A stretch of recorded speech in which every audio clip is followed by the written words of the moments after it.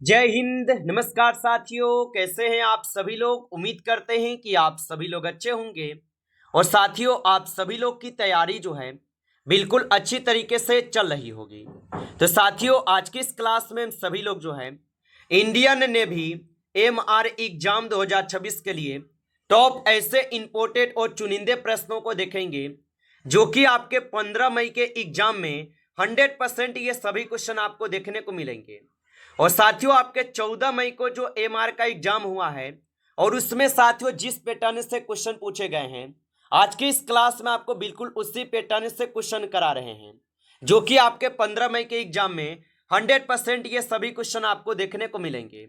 तो चलिए फिर क्लास को स्टार्ट करते हैं। उनसे पहले यदि आप इस चैनल पे पहली बार जुड़े हैं तो आप इस चैनल को सब्सक्राइब कर लीजिए और सब्सक्राइब करके ऑल नोटिफिकेशन को ऑल पे दबा के जुड़ जाइए, जिससे कि जब भी कोई नई क्लास हो सबसे पहले क्लास का नोटिफिकेशन आपके पास पहुंच सके। तो आप इस चैनल को सब्सक्राइब कर लीजिए, साथ ही साथ आप जो है इस क्लास को भी लाइक जरूर कर लीजिएगा। तो चलिए क्लास को स्टार्ट करते हैं और देखिएगा क्वेश्चन क्या पूछा है। क्वेश्चन पूछा है कि भारत और तिब्बत की सीमा पर कौन सा सुरक्षा बल कार्य करता है। तो याद रखेंगे कि भारत और तिब्बत की सीमा पर कौन सा सुरक्षा बल कार्य करता है। तो याद रखेंगे साथियों, यहां पे जो है ITBP करते हैं। ऑप्शन यहां पे सी सही जवाब है। चलिए अगला प्रश्न देखिएगा। अगला प्रश्न है कि द व्हाइट टाइगर पुस्तक के लेखक जो है ना कौन है। चलिए बताएंगे। 100% साथियों ये सभी क्वेश्चन आपके एग्जाम में पूछे जाएंगे, आप अच्छे से इनको याद करते चलिए। और द व्हाइट टाइगर पुस्तक के लेखक कौन है। तो द व्हाइट टाइगर पुस्तक के लेखक अरविंद अडिगा होगा। ऑप्शन यहां पे 20 क्वेश्चन का सही जवाब है। चलिए अगला प्रश्न यहां पे है और प्रश्न क्या पूछा है आपसे कि ओणम मुख्य रूप से किस राज्य का प्रसिद्ध त्योहार है। तो ओणम मुख्य रूप से किस राज्य का प्रसिद्ध त्योहार होगा।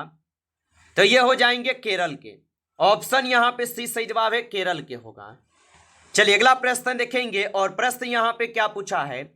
प्रश्न यहां पे आपसे पूछा गया है कि विश्व व्यापार संगठन का मुख्यालय कहां स्थित है। चलिए बताएंगे आप।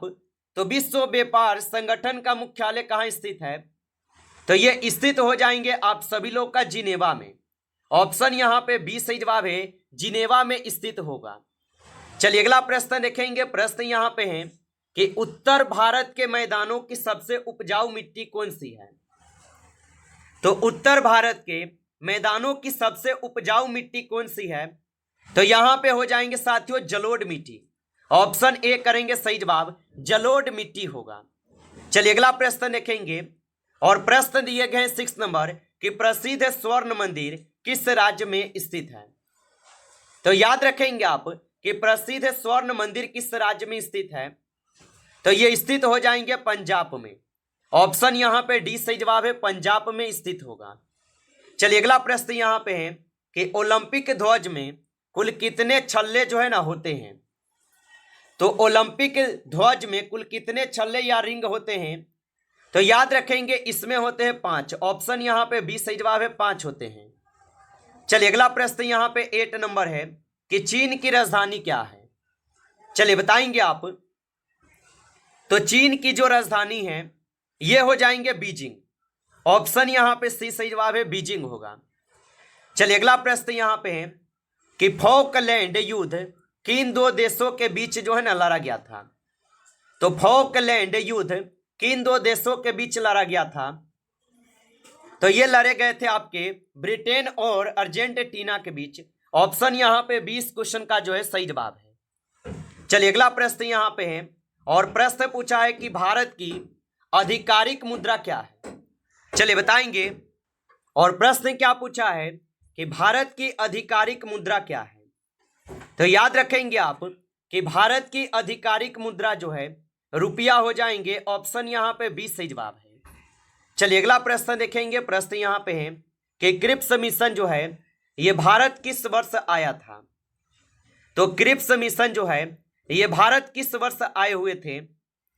तो क्रिप्स मिशन भारत आए हुए थे 1942 में। ऑप्शन यहां पे 20 क्वेश्चन का सही जवाब है 1942 में। चलिए अगला प्रश्न यहाँ पे है, और प्रश्न पूछा है कि 1526 ईस्वी का पानीपत का प्रथम युद्ध किनके बीच जो है लड़ा गया। तो 1526 ईस्वी का पानीपत का प्रथम युद्ध किनके बीच लड़ा गया था। तो ये लड़े गए थे बाबर और इब्राहिम लोदी के बीच। ऑप्शन यहाँ पे बी हो जाएगा सही जवाब, बाबर और इब्राहिम लोदी के बीच। चलिए अगला प्रश्न यहाँ पे है कि बनारस शहर किस नदी के किनारे स्थित है। तो बनारस शहर किस नदी के किनारे स्थित होगा। तो बनारस शहर जो है ये गंगा नदी के किनारे स्थित है। ऑप्शन सी सही जवाब है। चलिए अगला प्रश्न यहाँ पे है कि पोलैंड की राजधानी क्या है।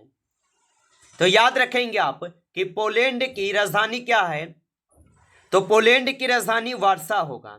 ऑप्शन ए सही जवाब है, वार्सा होगा।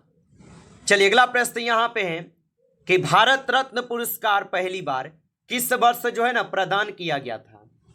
चलिए बताएंगे। और आप अभी तक इस क्लास को लाइक नहीं किए हैं तो क्लास को आप लाइक करेंगे। नए जुड़े हैं आप इस चैनल पे तो चैनल को भी आप सब्सक्राइब कर लीजिए, और सब्सक्राइब करके ऑल नोटिफिकेशन को ऑल पे दबा के जुड़ जाइए, जिससे कि जब भी कोई नई क्लास हो सबसे पहले क्लास का नोटिफिकेशन आपके पास जो है पहुंच सके। तो आप इस चैनल को सब्सक्राइब जरूर कर लीजिएगा। और बताएंगे कि भारत रत्न पुरस्कार पहली बार किस वर्ष प्रदान किया गया था। तो ये प्रदान किए गए 1954 में। ऑप्शन सी सही जवाब है। चलिए अगला प्रश्न यहाँ पे 60 नंबर है कि प्रसिद्ध उपन्यास 1984 किसके द्वारा जो है लिखा गया। तो प्रसिद्ध उपन्यास 1984 किसके द्वारा लिखा गया था। तो ये लिखे गए थे जॉर्ज ऑरवेल के द्वारा। ऑप्शन बी हो जाएंगे सही जवाब। चलिए अगला प्रश्न देखेंगे। यहाँ पे 70 नंबर क्वेश्चन है कि प्रसिद्ध रानी की बाव भारत के किस राज्य में स्थित है। तो प्रसिद्ध रानी की बाव भारत के किस राज्य में स्थित होगा। तो ये स्थित होगा गुजरात में। ऑप्शन यहाँ पे सी सही जवाब है, गुजरात में होगा। चलिए अगला प्रश्न यहाँ पे है कि राइडर कप का संबंध जो है ये किस खेल से होगा। तो याद रखेंगे आप, तो राइडर कप का जो संबंध है ये हो जाएंगे आपके गोल्फ खेल से संबंधित। ऑप्शन ए सही जवाब है, गोल्फ खेल से संबंधित हो जाएंगे। चलिए अगला प्रश्न देखेंगे। प्रश्न यहाँ पे 90 नंबर है कि कंप्यूटर और इंटरनेट के संदर्भ में URL का संबंध जो है ना किससे है। तो कंप्यूटर और इंटरनेट के संदर्भ में URL का संबंध किससे होगा। तो इनका संबंध होता है आपके वेब एड्रेस से। ऑप्शन यहाँ पे बी सही जवाब है। चलिए अगला प्रश्न यहाँ पे 20 नंबर है कि नाइजीरिया की मुद्रा यहाँ पे क्या नाम है। तो नाइजीरिया की मुद्रा का क्या नाम होगा। तो नाइजीरिया की मुद्रा का नाम होगा नेरा। ऑप्शन यहाँ पे बी सही जवाब है, नेरा होगा। चलिए अगला प्रश्न देखेंगे। और प्रश्न पूछा है 21 नंबर कि उगते सूर्य का देश किसे कहा जाता है। तो उगते सूर्य का देश जो है किसे कहते हैं। तो उगते सूर्य का देश कहते हैं आपके जापान को। ऑप्शन यहाँ पे 20 क्वेश्चन का सही जवाब है, जापान को कहते हैं। चलिए अगला प्रश्न यहाँ पे 22 नंबर है। निम्नलिखित में से कौन सा बंदरगाह कच्छ की खाड़ी में स्थित है। तो निम्नलिखित में से कौन सा बंदरगाह कच्छ की खाड़ी में स्थित होगा। तो यहाँ पे कंडला हो जाएगा। ऑप्शन सी सही जवाब है, कंडला बंदरगाह। चलिए अगला प्रश्न यहाँ पे 23 है कि विटामिन B6 की कमी से मुख्य रूप से कौन सा रोग होता है। तो विटामिन B6 की कमी से मुख्य रूप से कौन सा रोग होता है। तो यहाँ पे रोग होते हैं आपके एनीमिया। ऑप्शन सी सही जवाब है, एनीमिया रोग होते हैं। चलिए अगला प्रश्न यहाँ पे 24 है कि साहित्य अकादमी पुरस्कार की शुरुआत किस वर्ष हुई थी। तो साहित्य अकादमी पुरस्कार की शुरुआत किस वर्ष हुई थी। तो साहित्य अकादमी पुरस्कार की शुरुआत 1954 में हुए। ऑप्शन यहाँ पे सी सही जवाब है, 1954 में। चलिए अगला प्रश्न यहाँ पे है कि भारत छोड़ो आंदोलन का प्रस्ताव कांग्रेस के किस अधिवेशन में पारित हुआ था। तो भारत छोड़ो आंदोलन का प्रस्ताव कांग्रेस के किस अधिवेशन में पारित हुआ था। तो ये पारित हुए थे बंबई अधिवेशन में। ऑप्शन बी हो जाएगा सही जवाब। चलिए अगला प्रश्न यहाँ पे दिए गए 26 नंबर कि नागालैंड की आधिकारिक भाषा क्या है। तो नागालैंड की आधिकारिक भाषा जो है यहाँ पे हो जाएंगे आप सभी लोगों का अंग्रेजी। ऑप्शन यहाँ पे बी सही जवाब है, अंग्रेजी हो जाएगा। चलिए अगला प्रश्न यहाँ पे दिए गए 27 नंबर कि महाराष्ट्र की आधिकारिक भाषा क्या है। तो याद रखेंगे आप कि महाराष्ट्र की आधिकारिक भाषा क्या होगा। तो महाराष्ट्र की आधिकारिक भाषा होगा मराठी। ऑप्शन यहाँ पे बी सही जवाब है, मराठी होगा। चलिए अगला प्रश्न यहाँ पे दिए गए हैं 28 नंबर कि बिहार का शोक किस नदी को कहा जाता है। तो याद रखेंगे कि बिहार का शोक किस नदी को कहते हैं। तो बिहार का शोक जो है यहाँ पे कोसी नदी को बोले जाते हैं। ऑप्शन यहाँ पे बी होगा सही जवाब, कोसी नदी को बिहार का शोक भी कहा जाता है। अगला प्रश्न यहाँ पे है कि झीलों का नगर जो है किसे कहा जाता है। तो याद रखेंगे आप कि झीलों का नगर किसे कहा जाता है। तो झीलों का नगर कहते हैं उदयपुर को। ऑप्शन यहाँ पे बी सही जवाब है, उदयपुर को झीलों का नगर कहते हैं। चलिए अगला प्रश्न यहाँ पे देखेंगे। प्रश्न है कि विटामिन B1 का रासायनिक नाम जो है ना क्या है। तो याद रखेंगे आप कि विटामिन B1 का रासायनिक नाम क्या है। तो विटामिन B1 का रासायनिक नाम जो है थायमिन हो जाएंगे। ऑप्शन यहाँ पे बी सही जवाब है, थायमिन होगा। चलिए अगला प्रश्न यहाँ पे देखेंगे 31 क्वेश्चन है कि विटामिन C का रासायनिक नाम क्या है। तो याद रखेंगे आप कि विटामिन C का रासायनिक नाम क्या होगा। तो विटामिन C का रासायनिक नाम हो जाएंगे एस्कॉर्बिक एसिड। ऑप्शन यहाँ पे बी होगा सही जवाब, एस्कॉर्बिक एसिड होगा। चलिए अगला प्रश्न यहाँ पे है कि विटामिन D का रासायनिक नाम क्या है। तो विटामिन D का रासायनिक नाम क्या हो जाएंगे। तो विटामिन D का रासायनिक नाम हो जाएंगे कैल्सीफेरॉल। ऑप्शन यहाँ पे ए सही जवाब दिए गए हैं, कैल्सीफेरॉल होगा। चलिए अगला प्रश्न यहाँ पे 33 क्वेश्चन है कि विटामिन E का रासायनिक नाम क्या है। तो विटामिन E का रासायनिक नाम क्या है।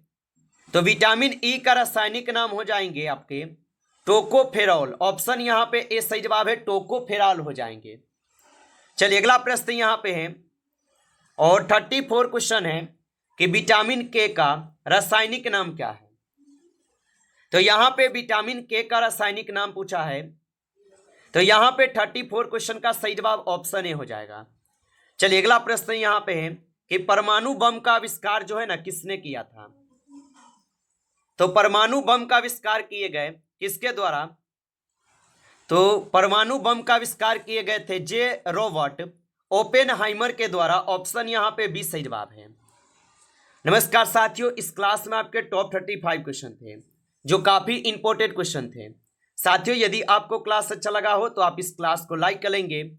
नए जुड़े हैं आप इस चैनल पे तो चैनल को सब्सक्राइब करके ऑल नोटिफिकेशन को भी ऑल पे दबा के जुड़ जाइए, जिससे कि जब भी कोई नई क्लास हो सबसे पहले क्लास का नोटिफिकेशन आपके पास जो है पहुंच सके। तो आप इस चैनल को सब्सक्राइब कर लेंगे। चलिए फिर मिलते हैं आपसे एक नेक्स्ट टॉपिक के साथ नेक्स्ट क्लास में। तब तक के लिए जय हिंद, जय भारत।